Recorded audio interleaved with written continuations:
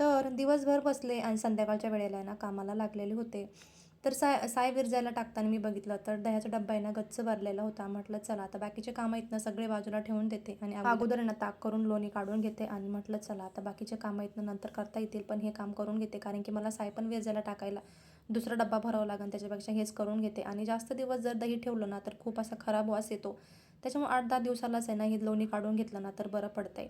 छान असं मिक्सरला फिरून वगैरे घेतलेलं होतं ते, आणि मिक्सरला बरं पडतं जरा, मला ते रवीनं हलवायला आहे ना खूप जास्त कंटाळा येतो. त्याच्यामुळे मी शक्यतो ह्याच पद्धतीने बनवते. मस्त इथे लोणी वगैरे काढून घेतलेलं होतं आणि कढायला पण ठेवलेलं होतं. म्हटलं आता ह्या मिक्सरवरती ना खूप जास्त डागं पडलेले होते ते पण पुसून घेतलं. तिकडे ते काम करत बसले ना तर इकडे ना पूर्ण तूप उतू गेलेलं होतं. पूर्ण म्हणजे थोडंसं उतू गेलेलं होतं. मी पटकन गॅस बंद करून घेतलेला होता आणि नंतर मग ते सगळं व्यवस्थित नीटनेटकं करून घेतलं आणि तूप पण झालेलं होतं. आता ते थंड होतंय ना तोपर्यंत इकडे घरातले बाकीचे कामं होते ना ते पण आवरून घेतलेले होते.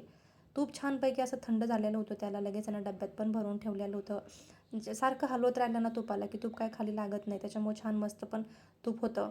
तर ते सगळं आवरून वगैरे घेतलेलं होतं आणि मस्त इथे ना संध्याकाळच्या वेळेला माझ्यासाठी कॉफी बनवलेली होती.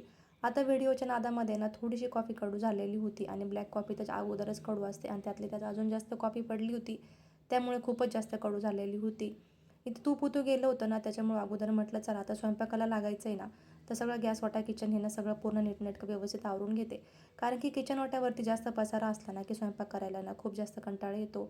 आता जानूचं काल परवापासून चाललेलं होतं मम्मा छोले बनव म्हणून, तर म्हटलं चला आता ना तिच्यासाठी छोले बनवून घेऊयात.